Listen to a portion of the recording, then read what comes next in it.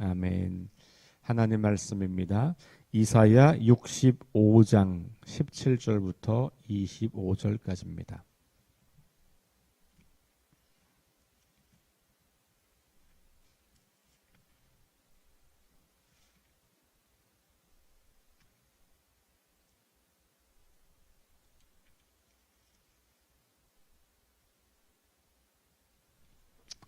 이사야 65장 17절부터 25절 말씀까지 다 함께 봉독합니다. 보라, 내가 새 하늘과 새 땅을 창조하나니 이전 것은 기억되거나 마음에 생각나지 아니할 것이라. 너희는 내가 창조하는 것으로 말미암아 영원히 기뻐하며 즐거워할지니라. 보라, 내가 예루살렘을 즐거운 성으로 창조하며 그 백성을 기쁨으로 삼고 내가 예루살렘을 즐거워하며 나의 백성을 기뻐하리니 우는 소리와 부르짖는 소리가 그 가운데에서 다시 들리지 아니할 것이며 거기는 날수가 많지 못하여 죽는 어린아이와 수한이 차지 못한 노인이 다시는 없을 것이라. 곧 100세에 죽는 자를 젊은이라 하겠고 100세가 못되어 죽는 자는 저주받은 자이리라. 그들이 가옥을 건축하고 그 안에 살겠고 포도나무를 심고 열매를 먹을 것이며 그들이 건축한 데에 타인이 살지 아니할 것이며 그들이 심은 것을 타인이 먹지 아니하리니 이는 내 백성의 수한이 나무의 수한과 같겠고 내가 택한 자가 그 손으로 일한 것을 길이 누릴 것이며 그들의 수고가 헛되지 않겠고 그들이 생산한 것이 재난을 당하지 아니하리니 그들은 여호와의 복된 자의 자손이요 그들의 후손도 그들과 같을 것임이라. 그들이 부르기 전에 내가 응답하겠고 그들이 말을 마치기 전에 내가 들을 것이며 이리와 어린 양이 함께 먹을 것이며 사자가 소처럼 짚을 먹을 것이며 뱀은 흙을 양식으로 삼을 것이니 나의 성산에서는 해함도 없겠고 상함도 없으리라.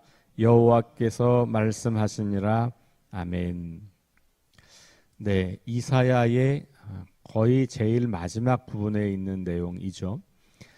66장까지 있는 성경인데 이제 65장 마지막 부분을 읽었고 66장에 가면 그 새 하늘과 새 땅이 시작되면서 시작되는 심판에 관한 이야기가 등장을 합니다.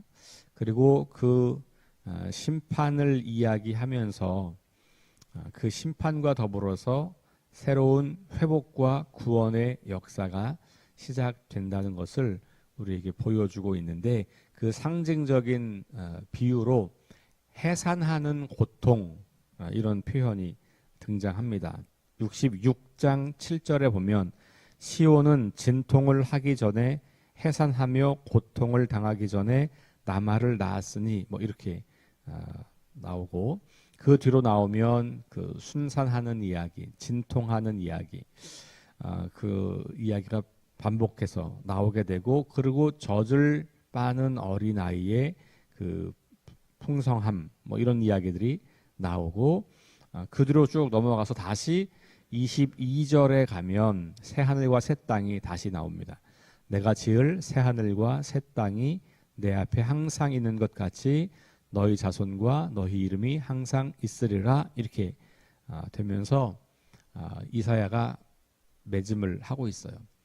그 앞부분에 오늘 읽은 17절부터 25절까지 65장의 새 하늘과 새 땅 이야기가 나오고 있는 거죠. 우리 어제 11장을 보았습니다만 이사야는 몇 군데에서 이와 같이 새 하늘과 새 땅 혹은 창조, 새 창조 혹은 회복, 구원 이런 말들을 반복해서 사용하고 있는 것을 우리가 보게 됩니다. 자, 오늘 말씀도 마찬가지로 우리 지난 주일 말씀에 이어서 새 하늘과 새 땅 종말에 임할 우리 기독교의 역사관은 직선적이에요. 그래서 시작이 있고 마지막에 있는 거예요. 시작이 창세기 1, 2장, 마지막은 요한계시록 21장, 22장. 성경은 그렇게 끝나요. 그래서 이 성경 전체를 놓고 보면 이 시대의 종말이 분명히 있을 거다라고 하는 것, 그리고 그 종말은 예수님께서 재림하시는 것과 같은 사건이고 그때의 심판과 더불어서 완전한 회복이 이루어진다라고 하는 것을 우리에게 말하고 있어요. 다른 종교, 대표적으로 불교나 힌두교나 이런 종교들은 직선이 아니라 원이죠. 계속 돌잖아요. 그래서 윤회라는 게 있고 그 윤회를 통해서 생명이 또 다른 생명으로 태어난다. 그래서 계속해서 살아가는 거고, 그래서 인연이라고 하는 말은 불가에서는 그게 굉장히 중요한 단어죠. 그러니까 옷깃만 스쳐도 인연이라고 하는 말이 무슨 의미냐면 이게 윤회가 반복되는데 사람과 사람으로 만난다는 게 거의 불가능한 일이라는 거예요. 그럴 만큼 이 옷깃만 스치는 만남만 가져도 엄청난 이게 인연이다. 이런 얘기를 하는 거거든요. 그 사상의 배경은 윤회라고 하는 믿음이 있기 때문에 그런 이야기를 하는 거죠. 우리는 그 윤회가 아니라 마지막 때가 되면 심판과 회복이 있다라고 하는 직선적인 역사관이다라는 것을 기억하면서 오늘 본문을 다시 좀 들여다보겠습니다. 자, 17절 말씀. 보라, 내가 새 하늘과 새 땅을 창조하나니 이전 것은 기억되거나 마음에 생각나지 아니할 것이다. 여기 이전 것은 처음 창조된 것들, 그러나 그 상태가 보존되는 것이 아니라 계속해서 하나님을 주인으로 모시지 않고 자기가 주인으로 살았기 때문에 깨지고 망가지고 파손되고 오염되고 죄와 불의로 다 망가져버린 그런 것은 기억되거나 생각나지 않을 만큼 완전히 질적으로 새로운 하늘과 새로운 땅이 열린다라는 비전을 보고 있는 거예요. 근데 여기 새 하늘과 새 땅을 창조한다 이렇게 표현하고 있죠. 여기 창조라는 단어가 창세기에 나오는 태초에 하나님이 천지를 창조하시니라 그 단어와 같은 단어입니다.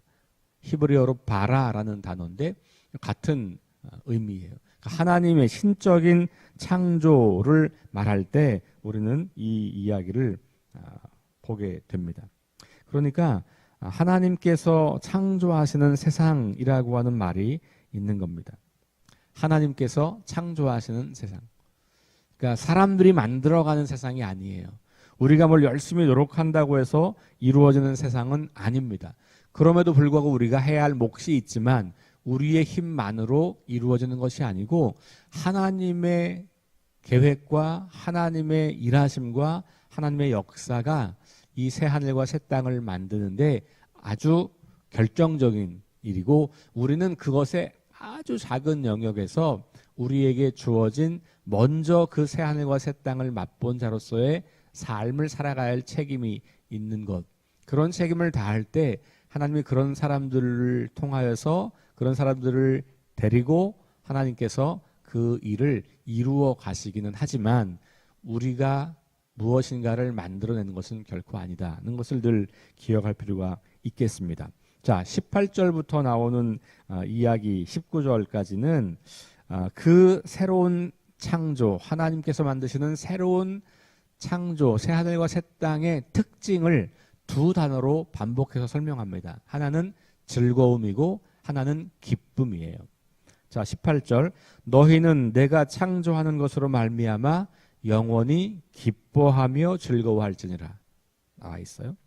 자, 또 나옵니다. 보라, 내가 예루살렘을 즐거운 성으로 창조하며 그 백성을 기쁨으로 삼고. 19절. 내가 예루살렘을 즐거워하며 나의 백성을 기뻐하리니. 즐거움과 기쁨이 새 하늘과 새 땅의 특징이에요. 여러분, 그 창세기에 나오는 에덴 동산 할 때 그 에덴이라고 하는 말의 원래 의미가 기쁨이라는 말이에요. 그러니까 에덴 동산은 기쁨의 동산 이런 말이거든요. 그러니까 그 기쁨, 온전한 기쁨이 회복되는 겁니다. 그래서 이 예루살렘, 새 예루살렘 성, 새 하늘과 새 땅의 가장 큰 특징은 즐거움과 기쁨이 있는 거고, 즐거움과 기쁨은 언제 있습니까? 여러분들의 인생에서 언제 누구를 만나면 어떤 상황이 되면 즐거움과 기쁨이 있습니까?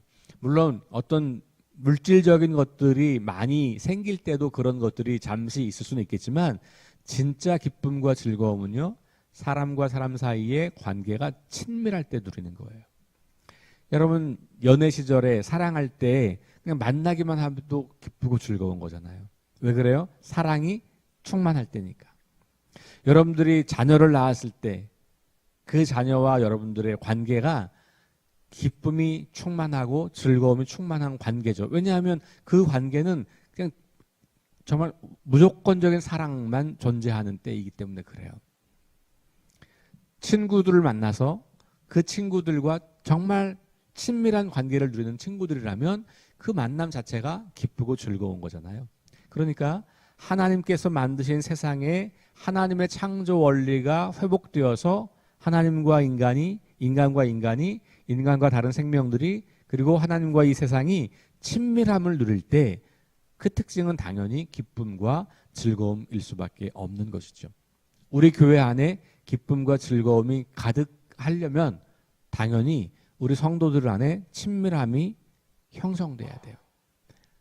그냥 서로 적당한 거리에서 멀뚱멀뚱 바라보는, 얼굴도 알고 이름도 알고 몇십 년을 살아왔지만 속 깊은 이야기는 나눌 수 없는 관계라면 우리는 절대로 기쁨과 즐거움이 넘치는 새 하늘과 새 땅을 경험할 수가 없어요.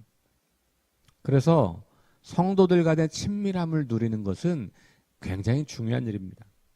우리가 정말로 새 하늘과 새 땅을 경험한 사람들이라면, 그것 때문에 교회 공동체로 모이는 사람들이라면 우리 안에서 기쁨과 즐거움이 샘솟듯 일어나는 경험들이 계속해서 나올 수밖에 없는 거죠. 그게 진짜 공동체의 특징이에요. 그러니까 물론 우리가 모든 교인들과 동일한 수준의 어떤 관계를 형성할 수는 없겠죠.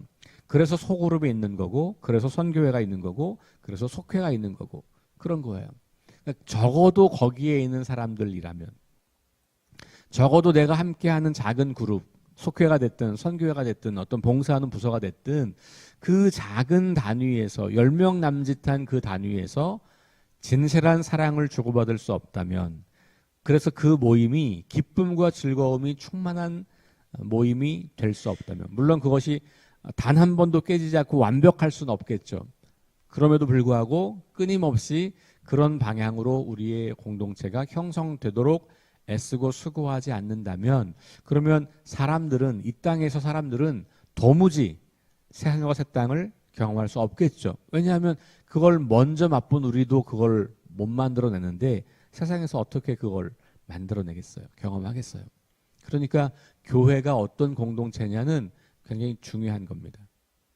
교회는 종말에 임할 완전한 하나님 나라를, 완전하지는 않지만 조금이라도, 아주 조금이라도 맛을 보여줄 수 있는 공동체인 거고, 그렇다면 당연히 우리가 어떻게 우리 공동체를 만들 건가는 너무 중요한 문제일 수밖에 없는 거예요.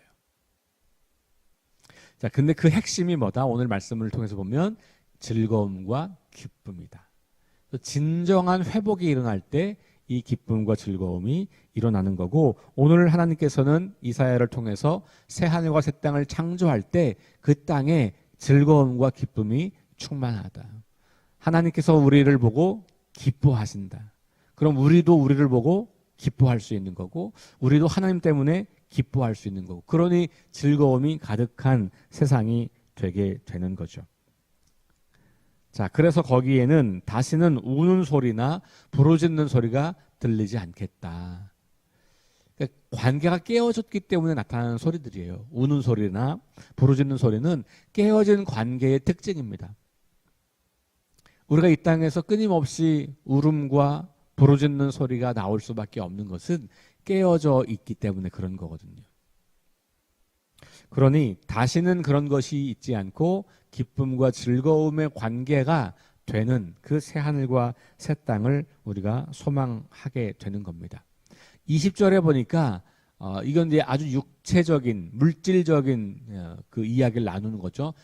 이 어떻게 나오냐면 날수가 많지 못하여 죽는 어린이도 없고, 그렇죠? 그다음에 수완이 차지 못한 노인도 없다. 이런 이야기를 하면서 우리 창세기에 보면 굉장히 오래 사는 이야기가 나오잖아요. 근데 여기는 물론 오래 살고 이런 의미라기보다는 우리의 생명이 하나님 안에서 하나님이 주시는 풍성함을 다 누리게 된다라고 하는 거예요. 100세도 어린 아이가 되고, 그렇죠?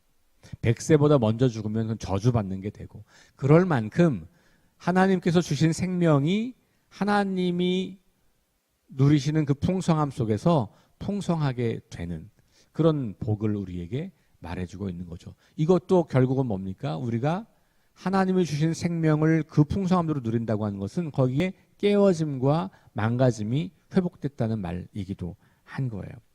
21절 가옥을 건축하고 그 안에 살겠고 포도나무를 심고 열매를 먹을 것이며 건축한 데에 타인이 살지 않고 그들이 심은 것을 타인이 먹지 않는다. 그러니까 이 말은 내가 땀 흘려 수고하고 그것에 대한 정당한 보상을 받는다는 거예요.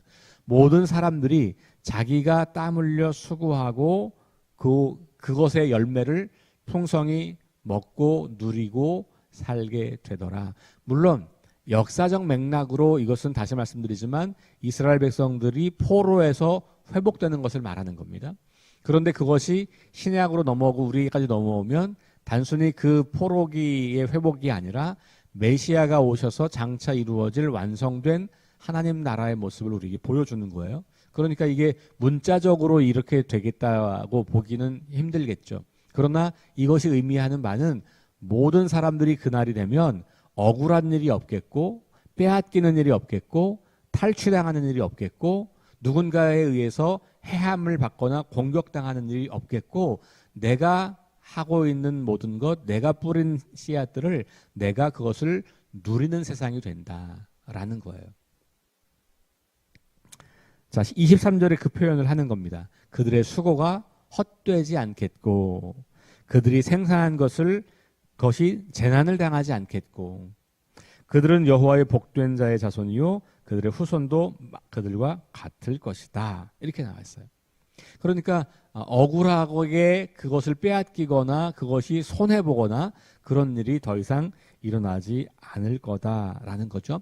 24절로 가보니까 그들이 부르기 전에 내가 응답하겠고 그들이 말을 마치기 전에 내가 들을 것이며 하나님께서 그만큼 우리와 친밀함 속에 있기 때문에 우리가 말하지 않아도 우리가 부르지 않아도 하나님이 이미 다 알고 반응하실 수 있을 만큼 그럴 만큼 완벽한 하나님과 우리 사이의 관계 회복이 이루어지게 된다라는 것을 말하고 다시 25절에 또 이렇게 비유합니다. 이리와 어린 양이 함께 먹고 사자가 소처럼 짚을 먹을 거고 뱀은 흙을 양식으로 삼을 것이고 나의 성산에서는 해함도 없겠고 상함도 없으리라. 우리 어제 보았던 말씀 반복되죠. 해함도 없고 상함도 없다.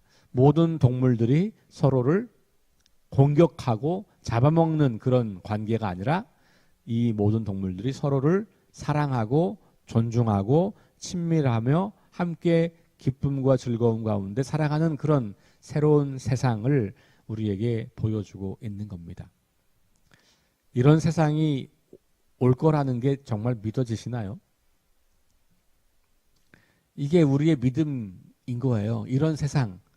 근데 그게 물론 우리가 지금 상상할 수 없는 세상이죠. 왜냐면 우리는 이미 깨어지고 망가진 세상에서 태어나서 그렇게 살고 그것을 경험하기 때문에 이런 세상은 한 번도 경험하지 못했기 때문에 이게 뭔가 사실 잘 실체가 와닿지 않죠. 그리고 이게 성경에서 비유적으로 소개가 되고 있지만 이것이 정말 어떤 세상일까는 우리가 알 수 없어요.